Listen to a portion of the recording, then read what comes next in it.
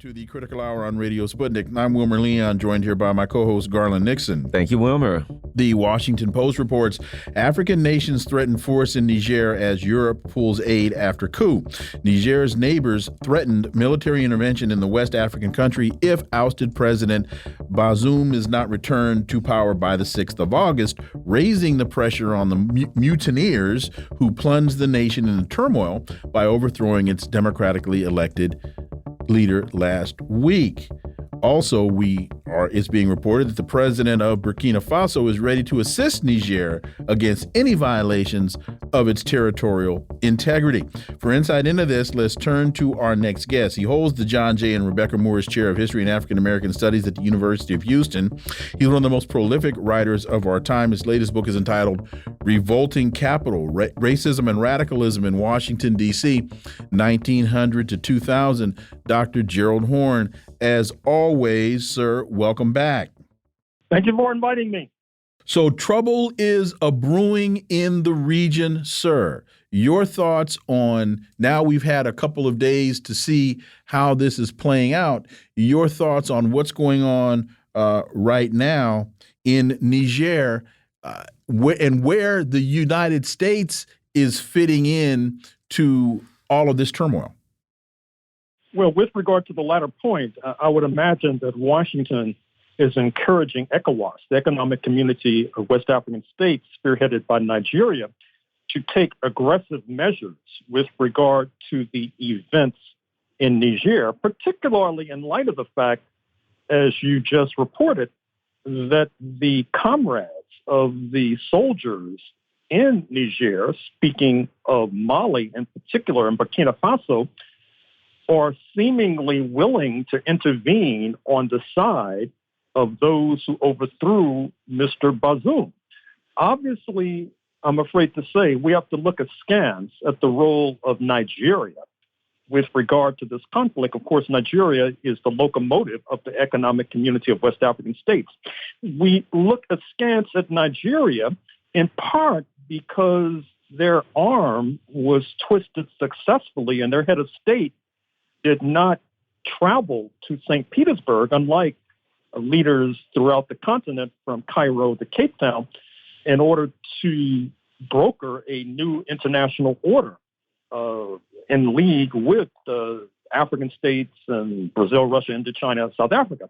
Nigeria's head of state did not go there. And also, Nigeria's interventions in West Africa over the years have not necessarily been successful. I'm thinking of their intervention in Liberia a few years ago, whereby not only did they cart away entire industrial plants back to Nigeria and looted and plundered the country, speaking of Nigerian military, but also they violated a deal.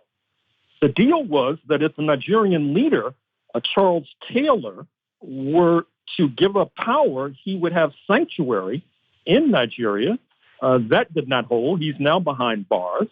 And that sent a very distressing signal throughout the continent and the world that if a leader makes a deal to give up power in order to save his nation from bloodshed, he is not necessarily home free. And then we have to look at Niger against the backdrop of the crisis of French colonialism and French imperialism. Before these events in Niger, we were all taken by this ongoing conflict between French imperialism and U.S. imperialism. That is to say, going back to the pre-decolonization era, we saw that Washington had basically told Paris that you can maintain your neocolonial empire in West Africa in particular if you can keep the lid on. But obviously, France cannot keep the lid on. Witness events in Guinea-Conakry and Mali and Burkina Faso, et cetera. And so Washington increasingly has been trying to elbow France aside, although I dare say that Washington and Paris are probably both lobbying the Nigerians and ECOWAS to intervene militarily in Niger. And then there's the hypocrisy of it all. Recall that there was an irregular change of government in neighboring Chad, whose leader, by the way, is now in the Nigerian capital seeking to broker some sort of compromise. But instead of railing against that irregular procedure in N'Djamena, Chad, France accepted it, the United States accepted it because basically they perceived that this new emerging regime would play ball.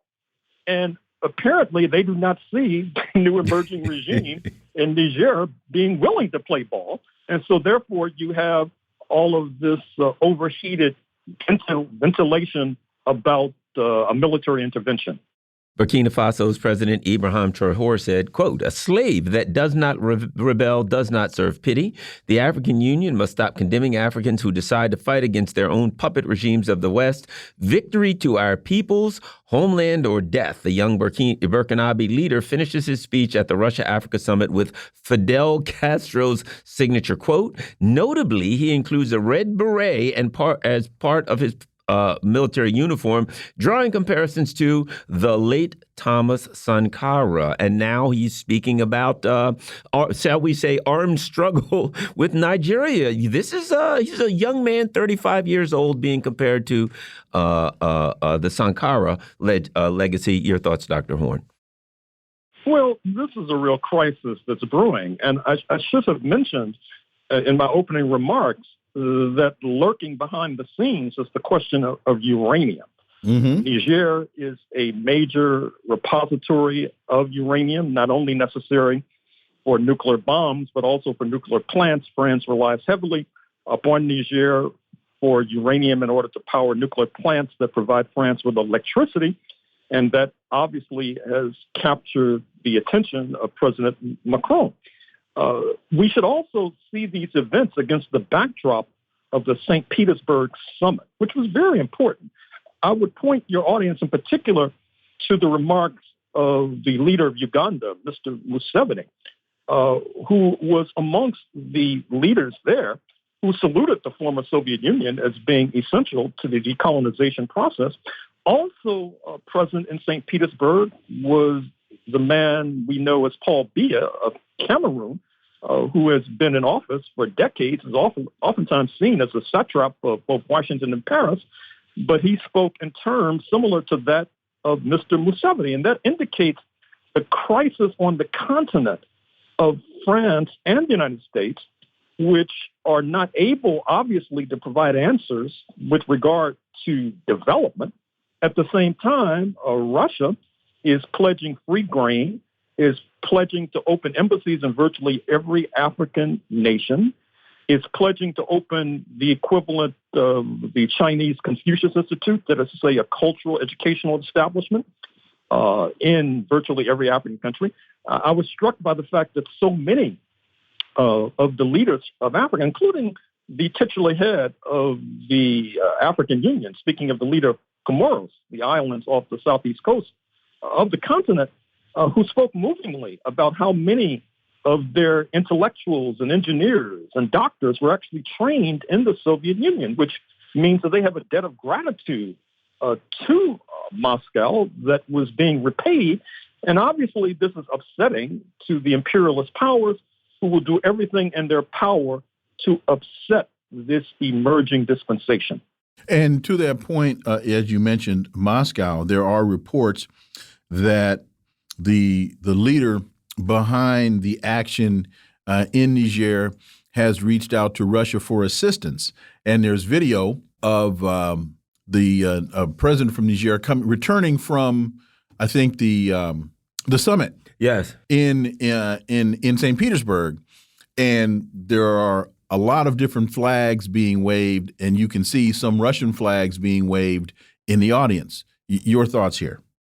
Well, the waving of Russian flags has become a staple of recent protests, particularly in front of French embassies in what used to be called Francophone West Africa.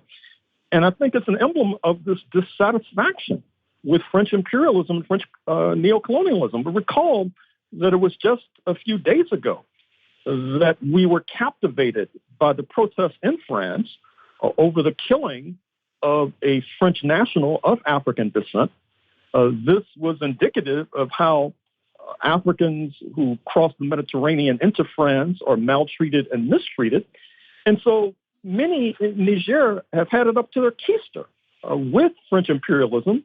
They want a new dispensation. And I'm afraid to say that the Washington and Paris are standing in the way. And let me make another point, if I may, about Russia, because there's another stream of history we cannot ignore. What I mean is that it's apparent that Russia has made a titanic decision to move away from Peter the Great's policy of 300 years ago of trying to integrate with Europe. That has not worked out very well, to put it mildly, as the proxy war in Ukraine suggests.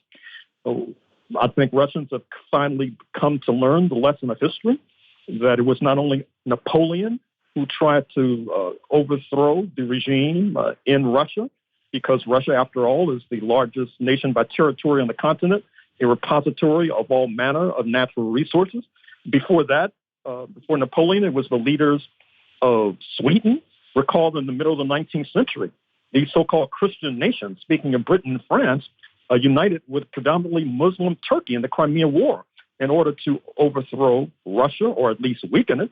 And these avowedly white supremacist nations, speaking of London in the first instance, helped to finance and fund the Japanese attack on Russia in 1904, 1905, which actually just set the stage for the Bolshevik Revolution of 1917.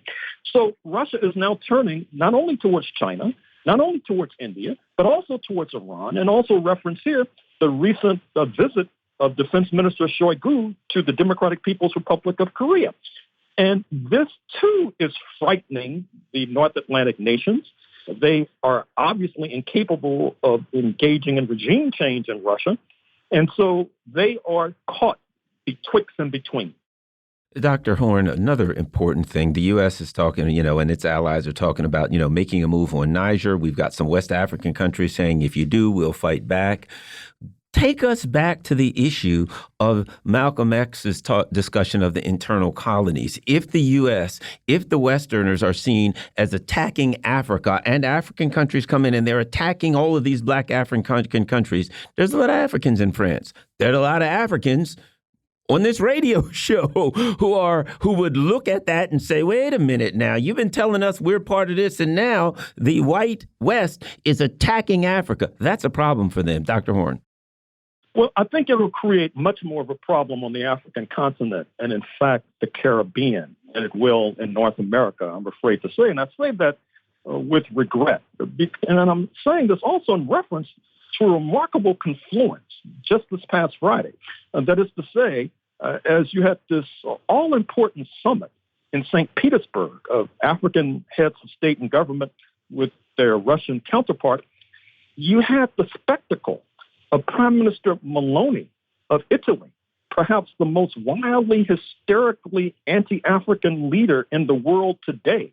Look at some of her remarks about Africans crossing into Italy, for example, and your hair will stand on end if it's not already there. And yet she was in the Oval Office, actually photographed holding hands with Joseph R. Biden.